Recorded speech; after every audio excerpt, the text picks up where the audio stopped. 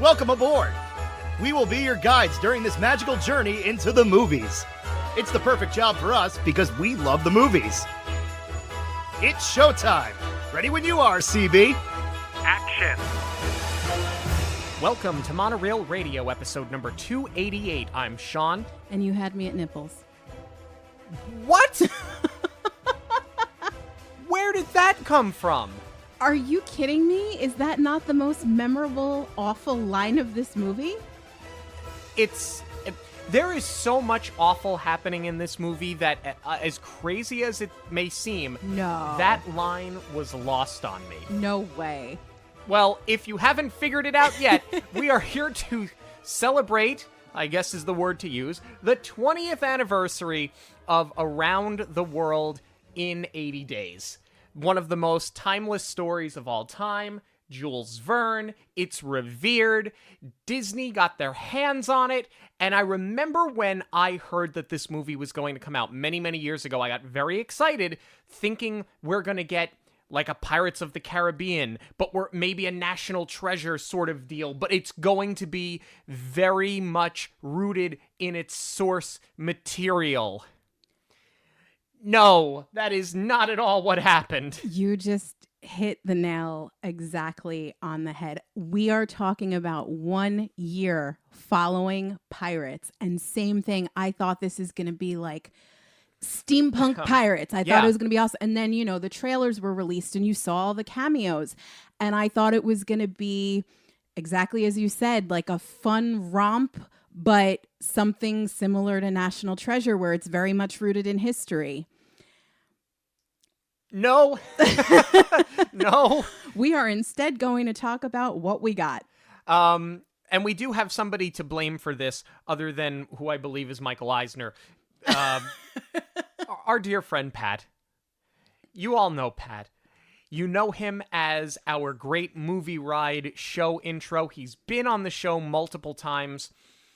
Black Cauldron. Yeah, I would say this had to be, almost 10 years ago. We were all together talking about guilty pleasure movies. And this was one that Pat said was a guilty pleasure of his. And we watched it. He couldn't believe we hadn't seen it at the time because it's a Disney movie. And we were kind of shocked that his guilty pleasure was a Disney movie. That was the first time. Frankly, that was before the inception of Monoreel Radio. I assumed that it was the last time. But here we are. This is what we are here to do for you. Okay. Well, you know what? I think now's a good time to just, let's start getting into all of this. Did we remember this for all of the wrong reasons? Did this seem any better the second time around? Although I think the last 3 minutes probably answers that question. But I guess the bigger question is, are there more positive takeaways as we've watched this a few times versus the first time around? That, on top of many other things, is what we are here to discuss today. This episode is sponsored by Fierce Fox Co., designers of handmade silkscreen shirts. Fierce Fox has a t-shirt, tank top, hoodie, or crew neck for every fandom. So whether it's the movies or theme parks, princesses or villains, the MCU or Star Wars, everyone will find something they love. Sorry, I've been trying to hold it in because I can't believe you didn't remember the line. I'm sorry. Okay, Fierce Fox designs range from subtle quotes from our favorite films to iconic characters we can wear proudly in so many different styles, such as sketchbook and concert tees. Apparently this line really stuck with you. Oh, this is going to be a long episode to get through. Okay. All right. Listeners of Monoreel Radio can get a discount with Fierce Fox when you use the code Monoreel at checkout. Visit fiercefoxco.com to check out all of the collections. What is the percentage that they get off? 20? There you go.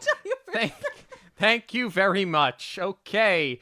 In London, before the turn of the century, Lao Xing robs the Bank of England. He meets Phileas Fogg, an inventor, and pretends to be his new valet to hide his identity. Lord Kelvin at the Royal Academy of Science is infuriated to hear that the robbery occurred and that the Jade Buddha was stolen. Xing, now going as Passepartout, sees Fogg's inventions, including his flying machine. When Fogg goes to the academy to show that he and Passport 2 have broken the 50-mile-an-hour speed barrier, he is ridiculed by Kelvin. Kelvin challenges Fogg to circumvent the globe within 80 days, and they wager being head of the academy. While he initially regrets the decision, Lau encourages Fogg to set forth as he wishes to return to China with the Jade Buddha. He's looking at this as a means of getting there and getting back to his village. Meanwhile, in Paris on their second day of the journey, General Fang is planning to steal back the Buddha and kill Lau, so she sends assassins to the city. These would be the Black Scorpions. While touring an art gallery to avoid the assassins, they meet Monique LaRoche, an impressionist art student who keeps Fogg distracted while Lau secretly fights off his would-be killers. Monique invites them, or helps them escape, and asks to leave with them as a repayment so they can commandeer a hot air balloon and continue their journey. Monique demands to stay with them despite Fogg's objections. She also becomes suspicious of Lau, who admits to her that he has stolen the Jade Buddha to return it to his village. She promises to keep his secret from Fogg so long as she remains on the journey. On day 10, they arrive in Istanbul, where they are taken by Prince Happy and brought to his palace. While initially hospitable, Happy tells the trio that the men can leave while Monique will be kept as his seventh wife. They threaten to destroy the prince's beloved Thinker statue if Monique is not released. Hattie agrees, but they accidentally destroy the statue before escaping. When Kelvin's men track them down and become suspicious of Lau, they order that the duo be arrested when they arrive in India after one of the henchmen sees Lau on the train with the Buddha. In India, both the British authorities and the Fang warriors pursue them to get the Buddha back. They escape and eventually get to China, where Lau regrets lying to Fogg about being a valet. By day 41, they find Lau's village, and he returns the Buddha while Fogg gets uncharacteristically drunk. He finds a photo of Lau as well as a letter that Lau had written to his father, revealing his plot to come home. Lau admits to robbing the bank to steal back the Buddha, while Monique admits to knowing the plan all along. Fogg, feeling betrayed, storms off before he, Lau, and Monique are apprehended by Fang's warriors. Lau challenges the Black Scorpions to a fight and seems defeated. However, the 10 Tigers of Canton join him and win their fight. The Buddha is then returned to the village temple.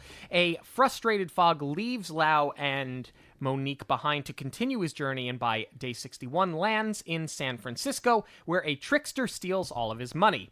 Lau and Monique go to San Francisco and find Fogg to help him finish the adventure. General Fang, meanwhile, proposes to end Fogg's journey in order to have access to a Jade Reserve, which is to be given to Kelvin, who plans to destroy the Great Wall of China to access his part of the reserve. Fogg meets the Wright brothers, who tell him that they have a bet on Fogg to finish his journey so they can win enough money to finish building their airplane. They also show him the blueprints that they have drawn up. As word spreads of the journey, the world watches as the trio arrives in New York on day 72. Fang and her men are waiting for them, but they are unable to fight them off. Their timeline, however, is threatened as the fight caused them to miss their ship back to London. On day 73, they find themselves a day behind and on a new boat, where Fogg takes extra wood from the ship as well as the plans from the Wright brothers and builds an airplane. He kisses Monique, and on day 80 they take off as they approach their final destination with 3 minutes to go. The plane begins to break apart, and Kelvin orders Fogg to be arrested. They land just short of 12 noon, which is when they were expected to arrive. Well, wait, I think they take off with 6 hours to go. They land with 3 minutes to go. Correct. But the bet was that they had to be standing on the top steps of the Royal Authority of Science at 12 noon. And at this point, as the clock is striking noon, they are at the bottom of the steps. Correct. Not that it matters. Not that it matters. And frankly, it was very confusing. But I'm going to put a pin in that because I don't want to bust into too much too early. The authorities then arrest the trio. The truth comes out that Kelvin tried to sabotage the journey. However, he isn't concerned until Queen Victoria arrives and has him arrested. They then learn that they forgot to take the changing time zones into account. And they learn that they are there, in fact, on day 79. They climb the stairs and win their bet. Fogg is named the new Minister of Science, and he kisses Monique. And the film comes to its glorious ending. Okay. I'm going to try not to look at you because all I can see is the look on your face when you had no idea what I was talking about. And I'm going to try not to have the giggles throughout this entire review. I'm going to start off by saying I've unfortunately not yet read the book. I have always wanted to. I was hoping to do it ahead of our review. That way we could compare to the source material. But quite frankly, I don't think it would matter if I had read it. Yeah, I don't think so. Because, again, with not knowing the comparison, I just feel like this is one of those films that took a lot of liberty. I think, excuse me, other than the title of the film and Fogg circumnavigating the globe in 80 days, I think that's about as far as the source material goes. I haven't read the book either. I have seen a few film adaptations that I believe are very close to the source material, but admittedly, it has been no less than 25 years since I've watched any of them. I just know that this is vastly different than either of the two films that I can recall watching. What I will say, though, is I do like that they took liberty with a little bit of a genre flip and making it sort of a kung fu movie and having Jackie Chan involved, because he wasn't just, obviously, if you know his body of work, for most of the films that he's in, he's also the stunt choreographer, but he's also an executive producer on this film. So I like where they took it in that regard. But we'll talk about, obviously, the story. Starting at the very beginning with these cheap opening credits. Disney clearly blew their entire budget on Pirates of the Caribbean and National Treasure, and that's why this looks the way it does. I mean, this looks like Windows Movie Maker. I remember when we watched it with Pat the first time, I thought perhaps we were watching like a bootleg copy because, if I'm being honest, I think we streamed it online. I don't think we had the physical copy on us at the time, and it was prior to Disney Plus. I remember thinking, oh, we picked up a bad stream. We're watching like a student film. And Pat went, nope, this is it. And I went, what? And then I sort of forgot that until we sat to watch this this week for the review. And I immediately thought, did I click on the right? It's so weird because I'm watching it on Disney Plus, so I know it's official issue. And I thought to myself for a second, did I click the wrong thing? Did I click another remake of Around the World in 80 Days? I had to back out and go to the title screen, and I went, no. Oh, and I remember feeling this way the first time. They are that bad. No, and I appreciate what they tried to do with those to lean into the steampunk look. They have those like pop-up book looking sets to get you into scene. But now to have the comparison, what I think this film was visually aiming for was something like a Poor Things. Poor Things, you didn't even really know what time it was actually set in because of what they achieved stylistically with it. And you had the blend of like, Victorian era with steampunk. And I think that that's what they were trying to do here. And they just missed the mark, especially because they started off strong with it when we're introduced to Phileas and his home and that entire set. And then you completely sort of lose that thread once they start traveling, because none of the transportation that they take has that steampunk style that I was hoping or should have been really carried throughout this film. So from the jump, a couple of things that they did right. The practical effects. I'm not saying they're great. I just like that they exist. I think the stunt work with Jackie Chan is exactly what you expect his stunt work to be. It's flawless. It's exciting. It's fun. It's a really strong start when he's falling out of the building on a couch and the couch breaks his fall. Correct. I think the sets are phenomenal. I think the backlot looks great. I love, you mentioned Fogg's home. I love his set. It reminds me of being in Doc Brown's house. Like, all of that puts you in a world that you assume you want to live in for the next 90 minutes. It seems like it's going to be a fun romp from the start. And there's some clever gimmicky stuff too, like with Passepartout's first escape. He's trying to dodge Scotland Yard after having just robbed the bank, and he escapes in a buggy, but it's a buggy for a tailor. So it's kind of like a 2-for-1 deal, because he gets out of the situation and now he's able to change his clothes and he just jumps out of the back of the cart like nothing happened. So I'm, again, pulling from Pirates. I'm like, oh, these are going to be like a bunch of Jack Sparrow-esque falling with style sort of escapes, except they're going to be a lot more polished because Jackie Chan is known for his stunt work. But I was really expecting to see a lot more sort of snatch and grab with this Buddha. And it seems like that's what they're setting up here, but it falls apart very quickly. To piggyback on what you said about the practical effects, I really love how Passepartout quite literally falls into the valet position when Fogg's valet is tired of him being the guinea pig in all of the experiments. He quits, and in Passepartout's escape, he stumbles in and is ready to fill those shoes. So it's good character development for Fogg, because he doesn't even care that his valet quit because he's putting him in peril. But what really sort of loses me is he is so focused on breaking the speed record, he completely overlooks that he's sort of discovered flight with this jetpack that he's got strapped on. Yeah, the thing is, like, there's a lot happening in the screenwriting early on that actually leads you to believe that this is going to be the fun romp that you're hoping for. They do a lot of good in setting up plot. A lot of what they do makes sense. I think the setup with the Jade Buddha is excellent. I think that it puts you in a position where you're rooting for Jackie Chan, but you don't know if you can trust him because he's lying to our hero. You've seen him rob a bank. So, and you don't exactly know what it is that he's trying to accomplish.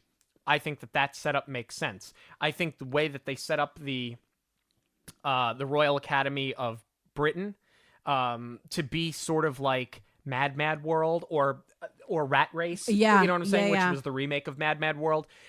That seems to be a lot of fun. And then you see that you later see that their intentions are not quite pure, and we'll talk about all that in a moment. There's a lot happening here that seems like it's going to make a lot of sense. The wager makes a lot of sense. Fogg wanting to prove them wrong because he's a laughingstock makes a lot of sense. The problem is that after you get past the first 15 minutes of this film, because they have the subplot with the sabotage, that becomes confusing. That becomes too convoluted, and it's very, very hard to follow who's after who, what's trying to stop what, why do you want this, why do they want that. That's the biggest problem. I would agree with that, because it wasn't until the second viewing that a lot of that really clicked in for me. But in the first viewing, I was, and I mean the first viewing for this review, not the first time that we saw it. I was pretty lost for quite a while of like who's after what, and it's just not made very clear. I go back and forth though. I agree with what some of you said, but I disagree on a little bit of it as far as the Royal Academy goes. I love your comparison to Mad World. I think that's spot on, but at times I feel like it's so hard to take them seriously because their delivery is so over the top. Like, obviously, they're putting down women. It's a gross exaggeration of the way that women were viewed at the time of, you know, a woman in a position of authority. But it's those pauses for laughter after the Colonel, is that his title? Lord Kelvin? Lord Kelvin. Lord. Why did I think it was the Colonel? I don't know. Wrong country. And wrong, it's an academy. It's not the military. But yes, Lord Calvin's delivery. He pauses for laughter after almost every line so that all of his cronies can just chime in and support him. It's almost like a maniacal laugh, but not quite. And I get that that's part of leaning into the satire. But I feel like that's also sort of where this film falls apart, because if they had been more grounded and their performance was more serious, it would really pose them as the villains that they are. However, I can see where they didn't want to write themselves into a trap that way, because then it would feel way too close to Pirates, where you have somebody like a Cutler Beckett that is the villain, who is truly evil, and his performance is completely stoic. He doesn't break, he doesn't budge the entire time. So you can't have a carbon copy of that. Where I disagree with you, though, is that I feel like this bet is so rushed and comes out of nowhere. I like the scene where all of the valets are sort of playing this game of telephone as to what they saw the bank robber and what he looks like. And Passepartout is trying to throw them off of his trail by saying, oh, no, he's Norwegian. He's not Chinese. Yeah. So I think that was funny. But you clearly have Fogg and Lord Calvin at odds. And I feel like the leap to this bet just sort of comes out of nowhere. Like, I agree with clearly that. they have a history where they don't like each other. And you know that Calvin is trying to be in control. However, Fogg is in 1 minute talking about this robbery, and Calvin's like, oh, you're an expert? Why don't you make it around the world in 80 days? Like, I just don't know where it came from. And I backed it up and I watched it over and over and over again. And it seems like the very thin connective tissue is that because transportation was so limited back in the day, he knew all of the timetables. He knew exactly what the schedule was going to be in order for the robber to make his escape. So Fogg is like, oh, if he's left with the Buddha, he'll be on this train at this time. He's already gone. Right. But how does that, you know, if he's going back to China with it, which Calvin would also know because he's in cahoots, how does that get to around the world? Like, it just doesn't make sense. I feel like the leap was too big here. Yeah, I think the bet makes sense, and I think that you're 100% right, that Kelvin and Fogg, you don't need to really flesh out their history. You can kind of see in their demeanor that they have a history, but you're 100% right. We just jump into this bet because they have to get them on the journey. Right. And frankly, I understand that you obviously cast Jackie Chan because you wanted to get those kung fu elements in. But if you had taken one of those kung fu fights out, or, you know, God forbid, cut them in half because they run forever in a day, you could have given us another 5 minutes of screen time to develop the wager, where it didn't seem like they were just rushing into it. Or just develop Fogg a little bit more as to, you know, I mean, he's got nothing to lose. He has no one. That's already established. I don't need much more than that.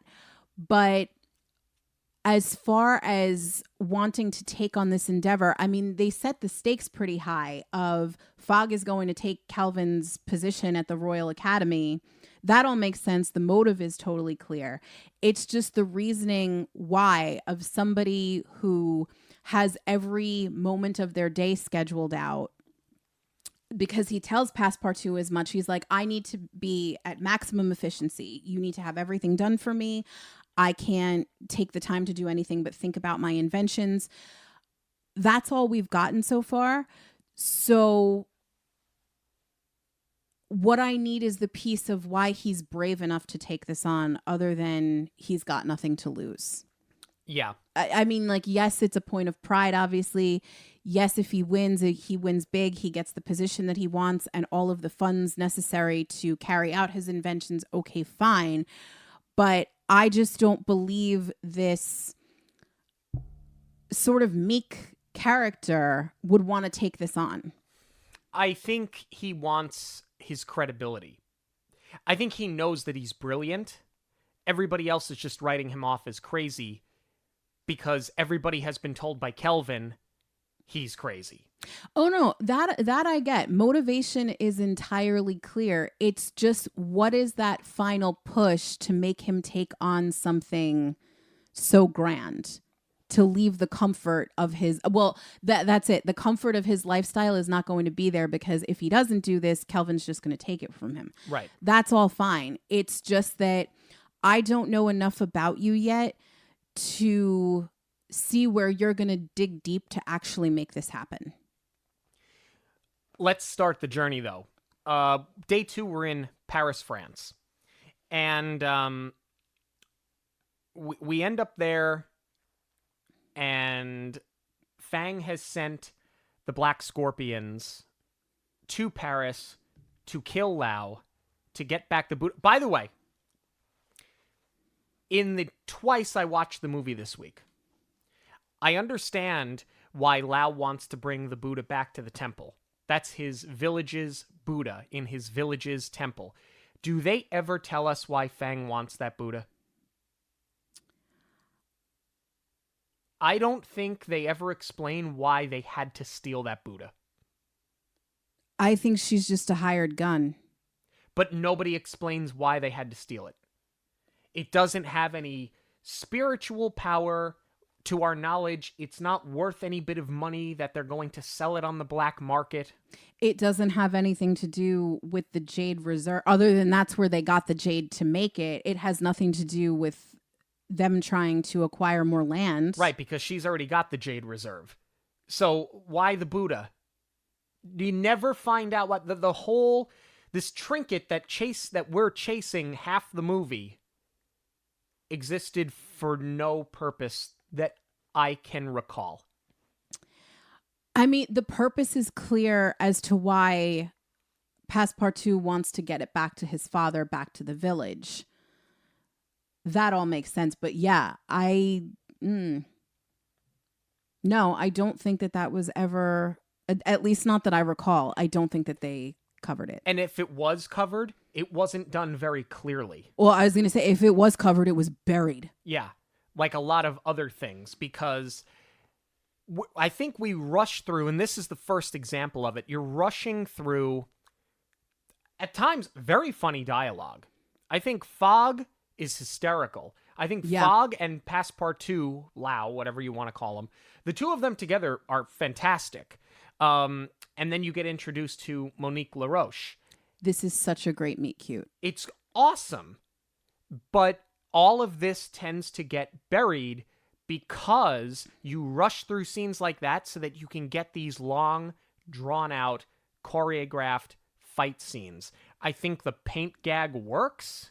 I think the stunts are great. This entire thing, trying to escape through Paris, goes on for far too long. This has to go on for almost 10 minutes, maybe 15.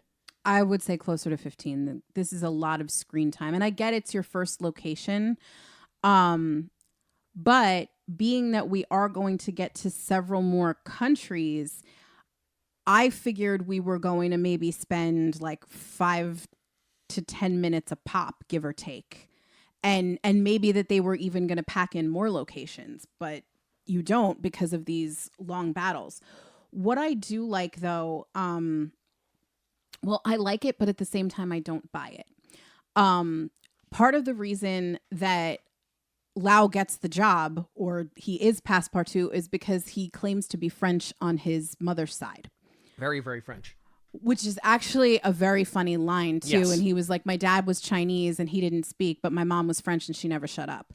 So That's funny. What I don't buy, though, is that Fogg, for being such an educated person, only speaks one language. I would feel that somebody of his intellect knows at least basic French. So you have Lau leading him around Paris, basically wherever he wants to go, because he's not telling the truth about what a sign really says. And he's like, oh, this is... He's like, Thomas Edison's in here. Let's go meet him. And it's a gallery, and that's where they meet Monique. But I really love the first conversation with Monique, because now you start to develop Fogg's character a little bit more, and they're arguing between the interpretation of art, and Monique is saying it doesn't have to make sense. And Fogg, who is completely grounded in logic, is arguing against, he's playing art off as it being frivolous because it's not science, which is the only thing that he knows. So I love how they set the romantic lead up opposite each other like that. Yeah. To your point, though, the fight sequence, it's cool. It's got a bunch of fun sight gags, but it does drag on. And I wish that it leaned more into what they start picking up on with the rest of the movie, that what the three of these characters are doing influenced history in some way. So I wish that instead of this childlike painting that they created, we had seen them create like some sort of masterpiece. In fairness, though, they may not have gotten the rights to do something like that, to replicate a piece of art and claim it as their own. So I kind of see why they went with just your basic tree, apple, sun. Like, it was funny, but being that later on we see them interact with the Wright brothers and help them invent flight, like, yeah. I wish we had gotten more of that, especially because they bothered to have Van Gogh here. Yeah. The entire thing, getting up to the escape on the balloon. First cameo, great cameo, Richard Branson. What a great cameo that was. Yeah. It reminded me so much of Lights, Motors, Action, and that made me so happy. And sad at the same time. And the stunts made me happy, but the visual effects are almost as bad as the length. Like I said before, it goes on for too long, but oh my Lord, are these visual effects awful. Honestly, I hardly even noticed the effects because I was trying to figure out where the angry mob came from. I mean, the Scorpions, yes, we know that they're obviously after them, trying to get the Buddha back. But are you telling me that they're being chased through the streets of France by people who were annoyed that they cut the line for the hot air balloon? Basically. Yes. I mean, all of this is done in service of, you took my purse, which, by the way, as lowbrow as it is, that woman falling over the wall while chasing her purse and face planting where she doesn't even finish the line. It's hysterical. I will laugh every single time. I don't care how childish and immature it sounds. It's hysterical. Then we get a cameo from Macy Gray. Why? Is that who that was? You didn't notice that? No. That was Macy Gray in the apartment that was about to burn down because I don't know what, she fell asleep with a cigarette in her hand? Apparently, because it's just a basket with like linen. It didn't spontaneously combust, that's for sure.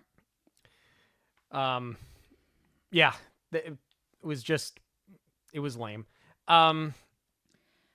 So on to Turkey, I guess, our next stop, which to me, I hate to say it, nothing really happens here to push the story forward other than Fogg letting his guard down the teeny tiniest bit, showing that he's starting to develop feelings for Monique. We don't really learn anything about Lau's lie. Monique doesn't start to catch up on him, and the story not adding up until a little bit later. I really feel like they wrote this entire thing in just for the cameo, just for the comedy of it. The only thing that we can discern from it is that people, the general public is starting to learn about this bet because Happy stopped the train. That's it. Yeah. So Yeah. I don't want to say that it's necessarily a pointless scene because we do get a little bit of character development from Fogg, but it was unmotivated. And like, if we're talking about trimming things back and trimming down some of these fight scenes, this could have been a much quicker beat, being that it's not pushing the story forward at all. And we could have gotten another location where perhaps more happens. Yeah. Prince Happy. Yeah, let's talk about Prince Happy. It's the Arnold Schwarzenegger cameo. I think this is probably the most notable scene from all of the promos and the trailers. It's actually quite funny. It is. Where he's calling Phileas Phil, and he's like, it's Phileas. And he'd be like, so Foggy. Like, the whole thing is very funny. The fact that he wants to keep her as the seventh wife, so he has one for each day of the week. The whole thing with the Thinker, the naked Thinker statue, like... Happy Birthday, that's where the song came from. Yes. Like, all of this is fine. All of this makes sense in terms of forcing another cameo. It's a fun frolic, so to speak, but the film's no better or no worse with or without it. It is sort of just there. That's the thing. I'm not saying that you don't need it, because you did absolutely need another stop and you need to let it breathe without a fight scene.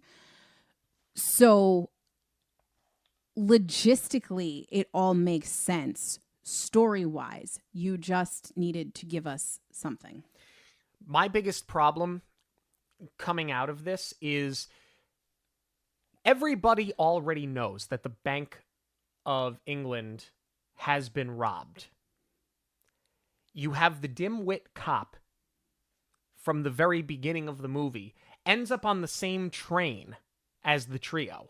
Well, no, the Royal Academy sent him. They hired him. They did establish that. No, I know that. Okay.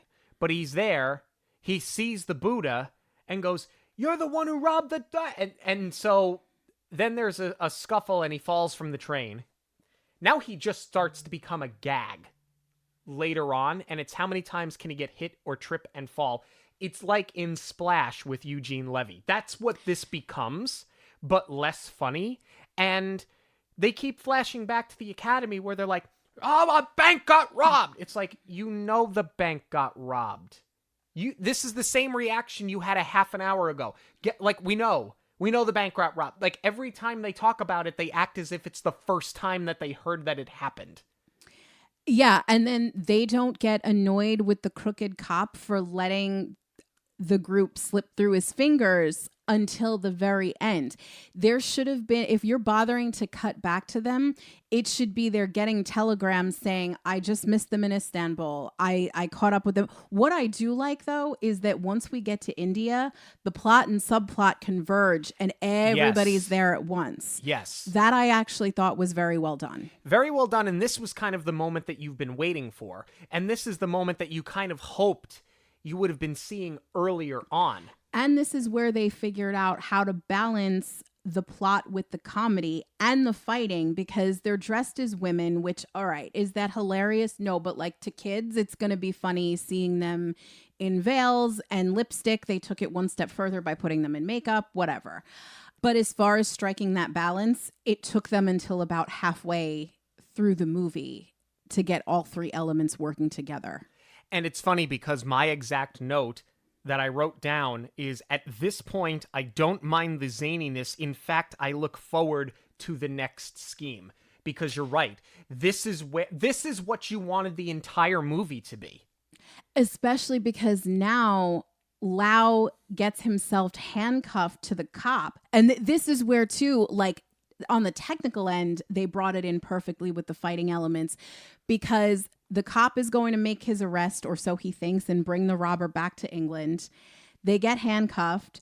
Then the scorpions come in, and Jackie Chan is using him as a human weapon to make his escape. And that's where it's like, okay, this is firing on all cylinders with the writing, the comedy, the stunt work.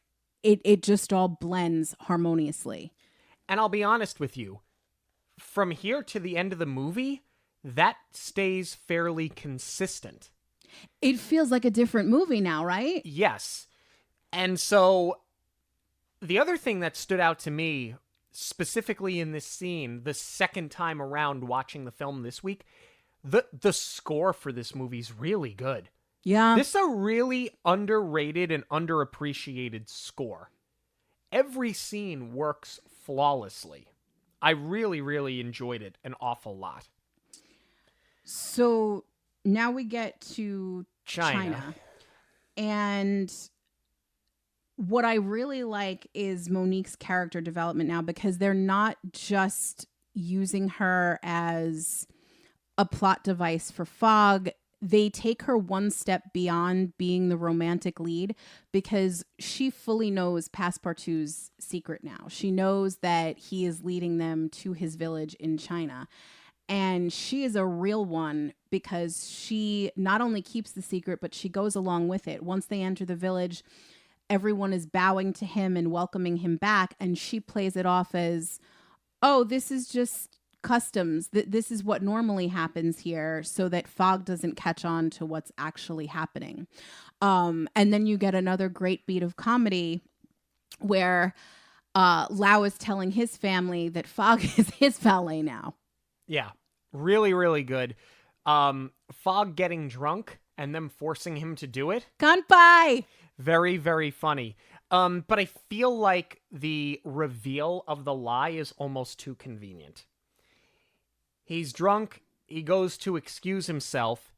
He finds photographs in the house of Lau with these people. Sobers up real quick. And is able to read a letter sent to China, written in English. It's all too convenient. It would have been more effective if it was written in Chinese and he couldn't read it, but he recognized his letterhead. So he would have known, the call came from inside the house. Exactly. And instead, they use it as a plot device for him being upset, storming out of the house so that they can all get captured by the scorpions again. I mean, yes, it does feel forced, but I do like what it's doing for the character here, because Fogg he's still pushing forward. He's still got his eyes on the prize. He's still laser focused, but he is starting to let his guard down a little bit. Not just as far as his romantic feelings toward Monique, but like, you do get the sense of, he is treating Passepartout as his equal, not just somebody that is employed by him, because he's never had friends before. So you can see that he's allowed himself to be a little bit vulnerable and let people into his life now. So I really like that as a character moment, because the thing that he was afraid to do has just now bit him in the butt. I can't really expect it to feel anything but forced or be more nuanced in a movie like this, It had to happen for the character, so I don't really mind that it happened through seeing the pictures. And that this is going to happen, right? That now he's going to cast them aside and he's going to want to continue on his own. But I do like that before he goes off, there is a lesson to be learned where, when they're on the train from India, the kids are all talking, they're telling stories and they're talking about legends, and he still doesn't want to believe in anything. And the child says to him, what about the man who crosses the globe in 80 days? Wouldn't he be a legend? And now Fogg maybe starts to believe his own hype a little bit. And this humbles him a lot, but to see the 10 dragons now and understand that legends are real and he could potentially become a legend in his own right, that's what's going to push him now to continue on his own. Instead, we get another very long battle scene. It's good.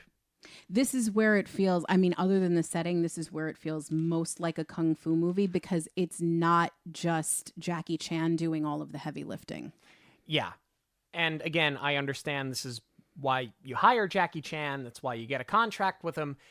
As good as it is, I'm not sure that this movie makes sense. I don't think Around the World in 80 Days makes sense to be converted into a kung fu movie. And that's sort of been a consistent theme throughout. While it's fun, it takes way too long. And again, you spend too much screen time focusing on this and overlooking, why they even want this Buddha. Because as soon as we get out of China and we find out that Feng has the reserves and she's offering them to Kelvin to finish off Fog and Lao, it's like, so you have all this anyway. Again, we don't know what it is about this Buddha that you need. It's because it's the most important physical thing we have in the movie. I feel like you just skipped it. And at this point, Kelvin no longer cares about it as much as he does winning this bet. Correct. So now, Fog storms off. He lands in San Francisco by himself. He's a gentleman. He sees a lady. She's injured. He's trying to help her find medical attention. She robs him blind. Just a good trickster. So now he has no money. And he's sitting there begging alms for the poor. And you end up in the most typecast cameo that you could possibly have. Poor Rob Schneider. All I can think of is the Hanukkah song. Oh my God, sweet Robbie Schneider's here. Yeah.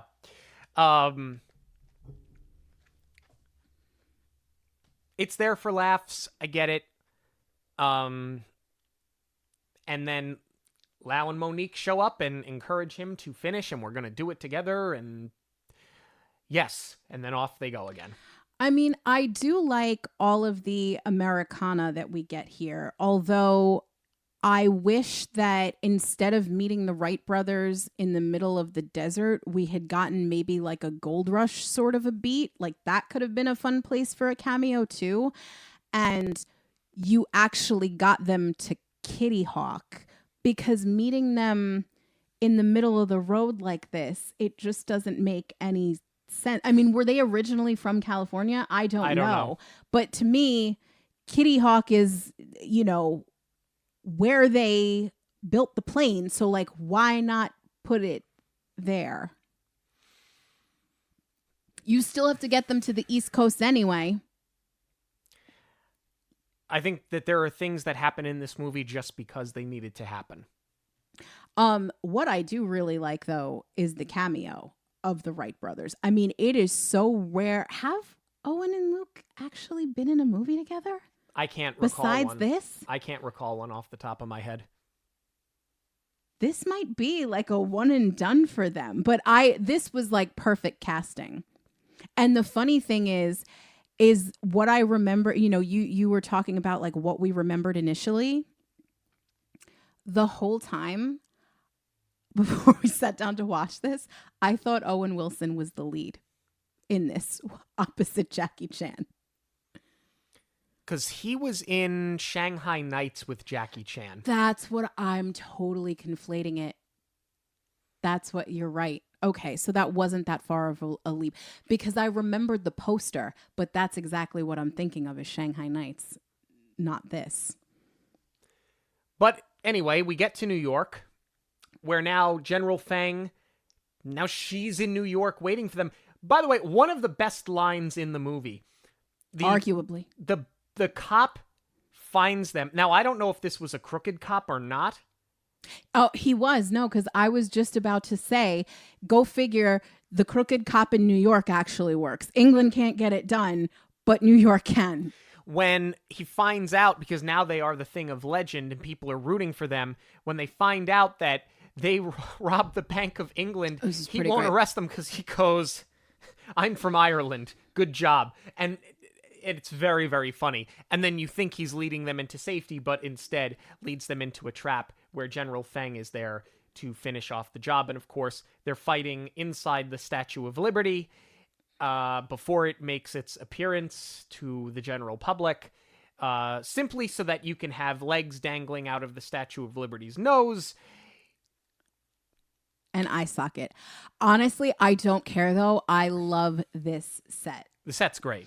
I wish that they had just leaned into more of the like rope and pulley system a little bit more. Sort of, I mean, I don't want to keep comparing it to Pirates, but, you know, sort of like that initial sword fight between Jack and Will Turner, and, you know, you're balancing on things and you're flying up into the rafters and everything. Like they do utilize the height, but that's the thing, because it drags on. Instead of doing, you know, one really tight sequence, you have the part in the head, then you think it's done, and it spills over to the torch, and then Monique and Fogg are going to leave because they hear their steamboat is quite literally pulling out. They hear the foghorn, so they gotta go. And Lau says to them, "Go ahead, finish the journey. I'll stay here and fend them off." And then Fogg realizes he can't do that. He can't leave his friend by himself. And then it goes back into the building, and they fight on the last piece of the Statue of Liberty, right, the book. And ultimately, that's what topples over, and they think that Lau is you know, crushed underneath it, and he's not. But if it sounds long as I'm explaining it, you can only imagine what the screen time is like. Yeah, it takes forever and a day. Causes them to miss their ship. They find just a random boat. That's it. How? We spend so long on this fight, and then they literally just cut to the next boat, and they're on it. Like, did you stow away? I would have more respect for, like, now if Fogg is completely, like, stripped down and it's like the ends justify the means, and he's jumping onto a boat that he doesn't actually have passage on, like, I would have loved to see that they're sneaking on. Yeah.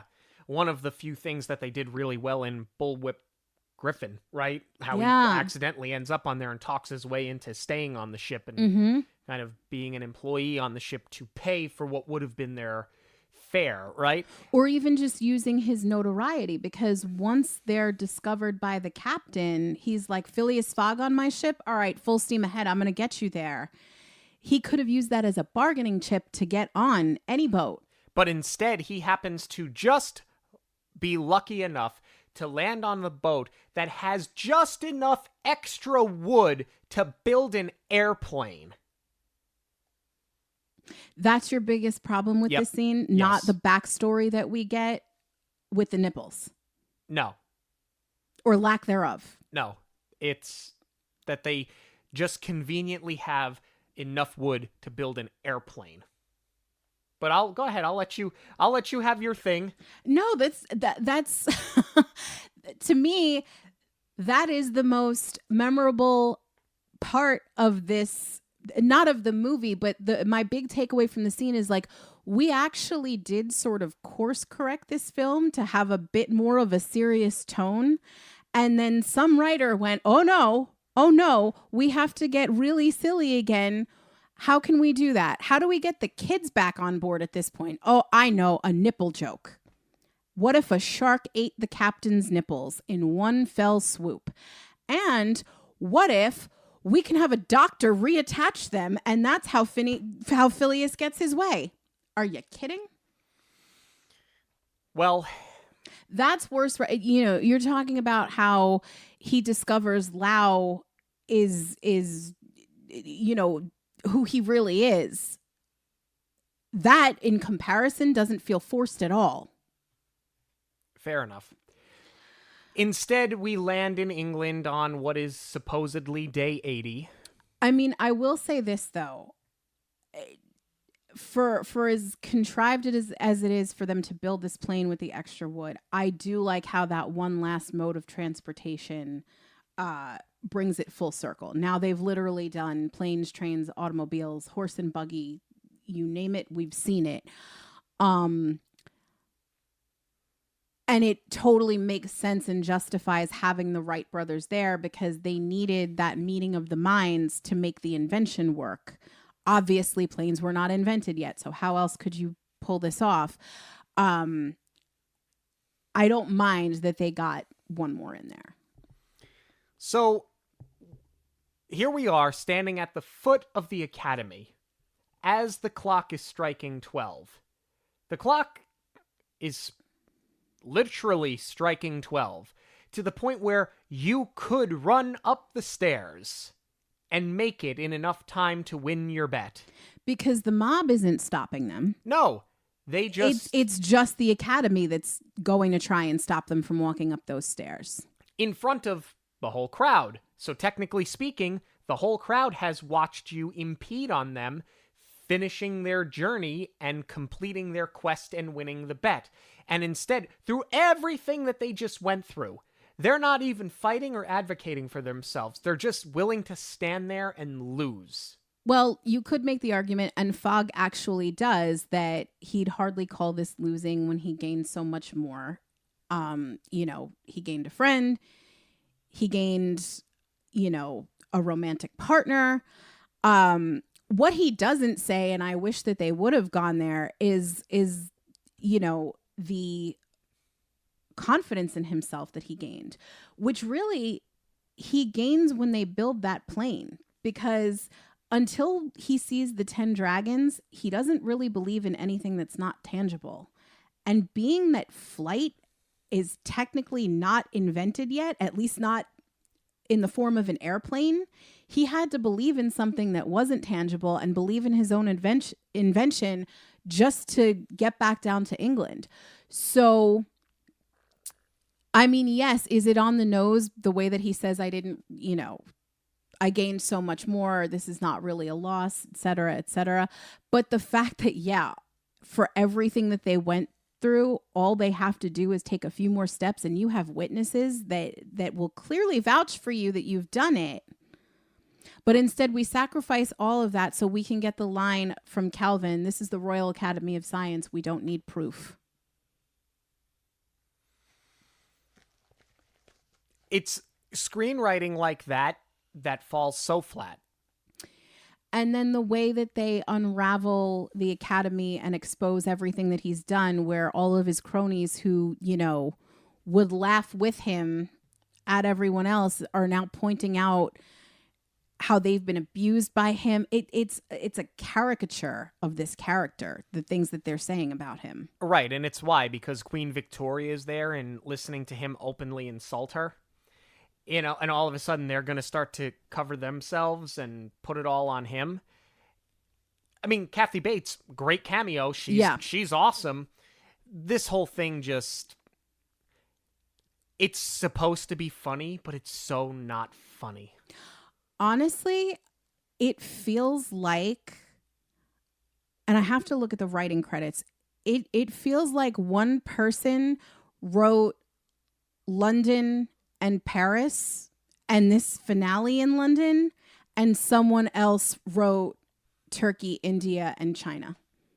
And then at the end of it, they had to piece the puzzle together, because we got a shift in the film where it does feel a lot more tonally serious and there's good character work happening, and then it all falls apart again in the end. Are we ready to start talking about our cast here? Do you have anything else to add on the plot of this film? Nope, I'm good. Okay, let's start with Jackie Chan, who plays Lau / Passepartout. I love Jackie Chan. I love Jackie Chan and everything. You know what? I'm going to just go ahead and I'm going to say this right now. I do not blame the cast of this movie for the problems that this movie has. If anything, the cast is what keeps this movie afloat for me, because the three of them have such great chemistry. I like watching the friendship develop over the course of this film more than anything else. Yeah, I would agree. But I think Jackie Chan is great. He's funny. The stunt work, spectacular. These were like, he was coming out of the straight kung fu action movies, and he started transitioning into things like this, Rush Hour, Shanghai Nights, Shanghai Noon. Like, he kind of got into those adventure comedy action films.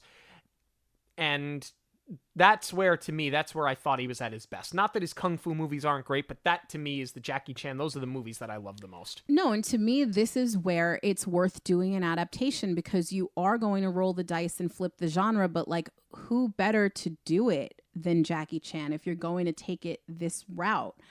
I mean, I think he's great for as much as we've talked about some of the fight sequences dragging. They feel long, but not in a way that's boring or that you're going to lose interest just because he's so good at what he does.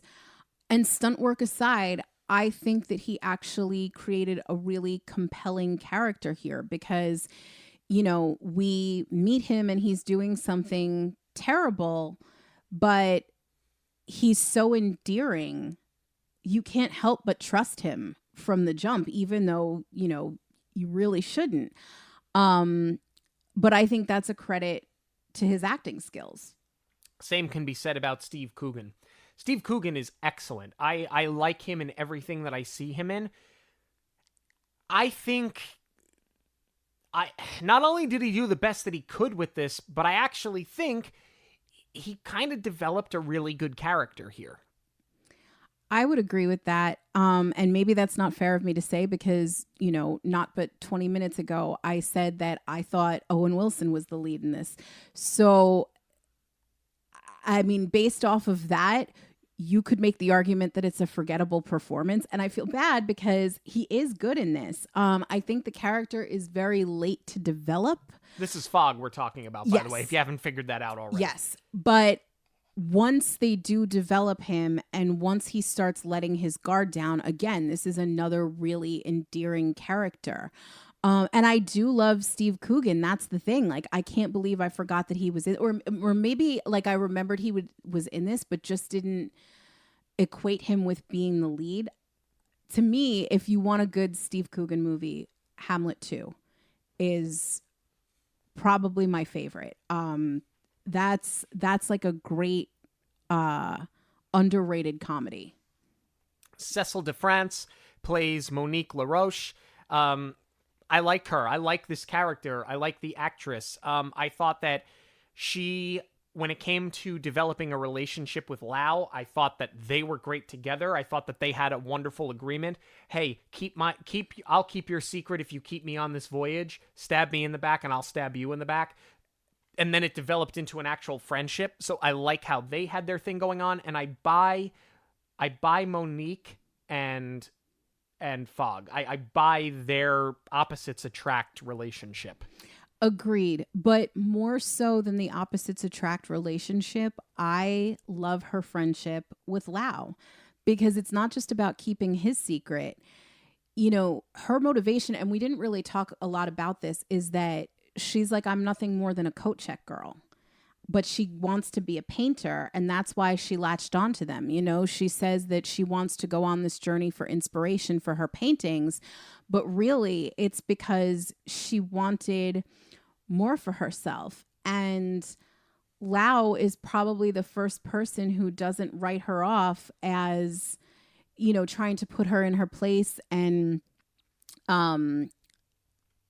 trying to minimalize her. And she's pulling from that friendship too of, you know, there are people that believe in me and maybe I can be more, or I can be what I want to be. I'm more than I think I can be. And I love that as her motivation. And again, I think that she's just so endearing. Like, that's the thing. The three of them created such endearing characters, and the way that they play off of each other is really great for all of the other shortcomings of this film. Jim Broadbent plays Lord Kelvin.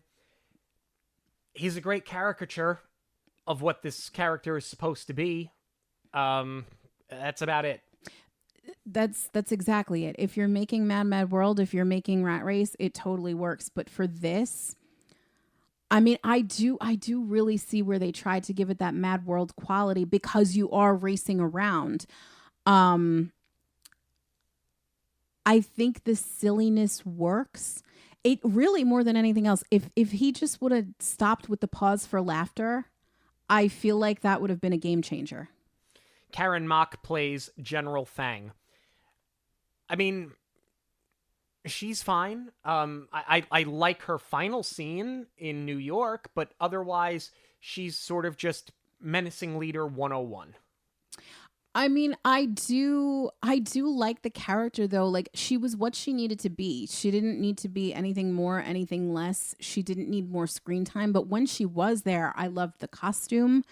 I love all of her gimmicky fight devices. I thought she was great. Again, not more screen time needed, but I think you squandered her role a little bit. Final thoughts on Around the World in 80 Days. I'll go first because I'm going to be short and sweet. It's not great. It's got some redeeming qualities. It feels like you're watching 2, if not 3 different films, one of which is very good, one is okay, and one is terrible. I think the cast is good. The score is good. The costumes are good. The sets are good. The practical effects are good. The stunts are good. This movie had everything going in its favor except for the way it was written, and that's a problem. Go ahead and check it out. Make your own determination on it. I've spent worse ways killing 90 minutes. But yeah, this is just... It's probably something that a few years from now, it's like Batman and Robin. You go back and watch it and go, was it as bad as I remember it being? And then you watch it and you go, yep, it was. And then 5 years later, you burn your hand on the stove again. That's really what it is. I really don't have too much more to elaborate on because I think what you just said is the perfect summation, that you want it to be so much more than it is. It has the setup for a very cool movie. It has the setup for a great buddy movie. It has the setup for a great kung fu movie. And then you resort to a joke about nipples. That's it. That's all you got. Yep. Okay, makes sense. That's my final thoughts. Well, we want to know your thoughts on Around the World in 80 Days. You can join the conversation on social media, on all major platforms at Monoreel Radio, or you can shoot us an email, monoreelradio@gmail.com. News of the week and a contest winner are coming up, but first a quick break. News of the week is proudly sponsored by KMV Travel. KMV Travel is a boutique travel agency that helps families plan personalized vacations and create unforgettable memories in the most magical place on earth. Planning for a Disney vacation can be stressful, but it doesn't need to be when you're working with a KMV travel specialist who will work with you to customize the perfect vacation for you and your family. Your KMV travel advisor will help you determine what parks to visit on each day, ensure you know the ins and outs of essential tools like My Disney Experience and Genie Plus apps, assist with dining reservations, and of course, share their favorite hacks so you get the most out of your vacation. Visit kmvtravel.com to start making magic now. When we were planning our first family trip to Disney World, Jackie was the first person that we thought of. Jackie helped us with every step of the planning, and she helped us pick the right hotel for our itinerary and our budget. She also gave us great recommendations when it came to scheduling our parks, our dining reservations, and the attractions. These days, it feels like there's a lot that goes into planning a Disney trip, and there's a lot that we just didn't know about Disney World, and we're just so thankful for Jackie's advice in making it all a little bit easier. Yeah, when we got to the property, we realized we wanted to add on another park day, so we texted Jackie early in the morning, and she got back to us right away, and that really helped us make it happen. We had some amazing meals and drinks. We went to Cinderella's Royal Table, we went to Oga's Cantina, we rode Rise of the Resistance without waiting on a long line. And on Jackie's recommendation, we saw the Epcot fireworks from the Skyliner. This was an unforgettable family trip to Disney World, and Jackie made it happen. Thank you, Jackie. We have a box office smash. It shouldn't surprise anybody, but we have a box office smash. Actually, finally. I'm not going to lie to you. It does surprise me. That's not a knock at Inside Out. I think the fan base is absolutely there, but I put a poll out on our social media on the weekend of the release to see who was going to see it that weekend or just catch it while it was in theaters and who was waiting for streamer. And we were a 50-50 split, which I was honestly kind of disheartened by because I really thought, I know everybody is pounding the table and begging for original content, and this is a sequel. So, based on that logic, you would want to see more people going, I'll wait for the streamer, give us something new. That's what's going to get me into a theater. But for this, especially after, in the year following the writer's strike, it's still very important to go see films in theaters. So even though it is a sequel, I was kind of disheartened that, half the audience was waiting to see it at home, because that's not what's going to help the industry at this time. Well, nearly $500 million at the box office. Inside Out 2 did its opening weekend, $439 million worldwide. I'm excited to see it. Hopefully we'll catch it in the next week or so. Just schedules being what they are, it's just tough. But, us not being able to get to the movie, that's all it had to do with the scheduling. It had nothing to do with waiting for it or sitting it out. We want to be there. We wish we could have seen it last week, but soon enough, sometime in the next week, we'll get there. I'm very much looking forward to it. Well, 2 weeks. At the time of this recording, it has been in theaters for 2 weeks now. And you're right. I'm glad you bring that up, because I don't want to sound like a hypocrite sitting here saying, go see it in the movies, and we haven't seen it yet. But it's not for lack of trying. It's just we have not been able to schedule it. But hopefully we're going to get there. Well, if you're looking to schedule something far enough in advance, the Disney Cruise Line itineraries have been released fall 2025 through spring 2026, and those bookings open to the public on June 28th of this year. Yes, and that gives you about a week left on the reduced deposit promotion. So I'm not sure if all of the cruise itineraries are going to apply with that promotion, but if you're thinking about a cruise, now is the time to go. Yeah, and there are different tiers of membership that you have, or club that you have when you cruise with Disney Cruise Line. It's not unlike cruising with other cruise lines as well, where the more you go, the higher they rank you in your membership, so to speak, right? So if you are a Pearl Castaway Club member, you can start making reservations on June 24th. Platinum Castaway Club members, Golden Oak and Club 33 members, June 25th. Gold Castaway Club members, the 26th. Silver Castaway Club, DVC, and Adventure Insiders, the 27th. So you do get a leg up before the general public gets theirs on June the 28th. We are very excited to announce a contest winner. We ran this contest on social media, so if you did not get a chance to enter, be sure that you're following us, because it's not uncommon that we like to run these contests on there. And we have a really nice Carl Funko Pop, this in celebration of the Up anniversary. We did review that recently. We had a lot of people enter to win this one. Everybody wanted this one because it's Carl and it's Funko. This one is going, though, to Dean in the Netherlands. Dean in the Netherlands is our winner. Carl's going to the Netherlands. Forget going to Paradise Falls. He's going to the Netherlands.